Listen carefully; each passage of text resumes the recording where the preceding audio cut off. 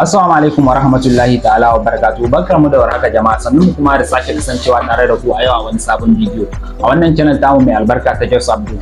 A darasin mu ne yau zan nuna muku wani setting ne dake a cikin manhajar WhatsApp wanda na san zai yi matukar burge ku sosai matuka, domin mutane da yawa suna fama da wannan matsala amma sun rasa yadda za su yi su magance wannan matsala.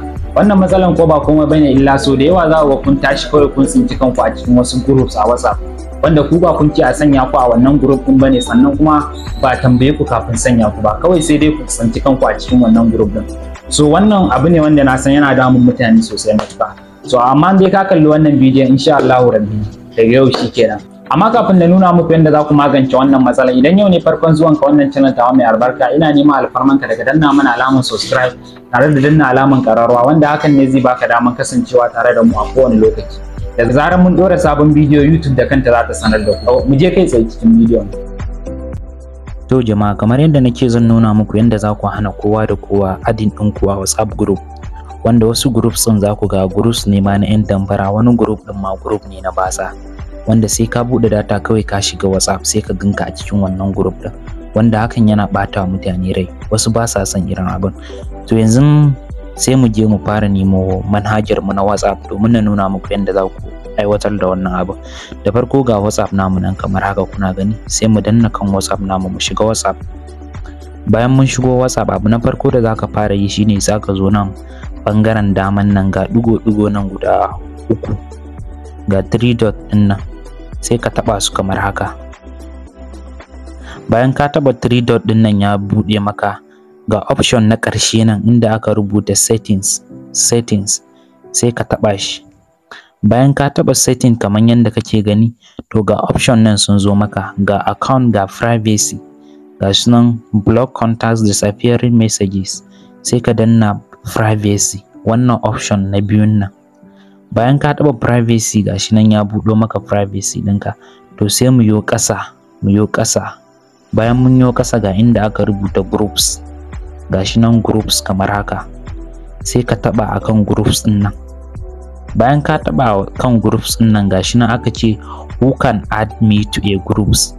So kun ga gashi nan a option ɗin nan yana kan everyone, bi ma'ana kowa da kowa zai iya adding ɗinka a cikin group. Option na biyun nan kuma my contacts, wa'anda kake da number su suke da number ka, su ne za su iya adding ɗinka a WhatsApp group. Option na biyun nan kenan. Zaɓi na ukun nan kuma shine my contacts except, bi ma'ana irin duka nambobinka za su iya sanya ka a WhatsApp group amma banda wani. To option na ukun nan na ƙarshen nan, idan kana so ya zamana kamar wani yana yawan sanya ka a WhatsApp group wanda kai kuma baka so, to zaka iya zuwa ka ce contact ɗinka kana so duka su adding ɗinka a WhatsApp group amma banda wani.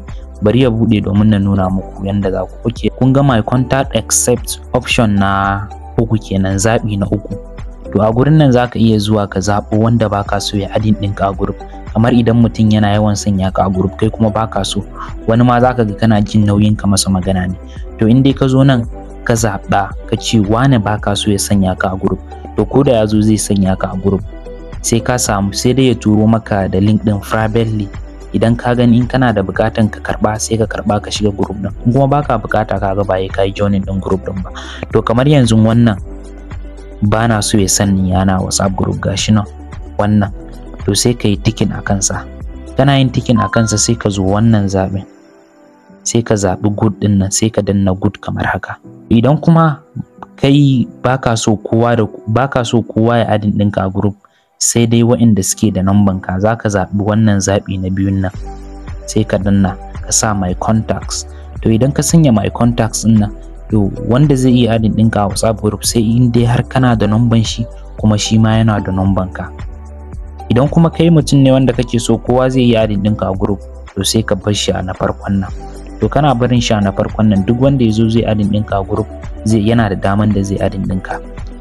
To wannan daman shi ne. To jama'a, da fatan guji dan abin da na koyar, inda na kuskure kuma ku gafarce ni.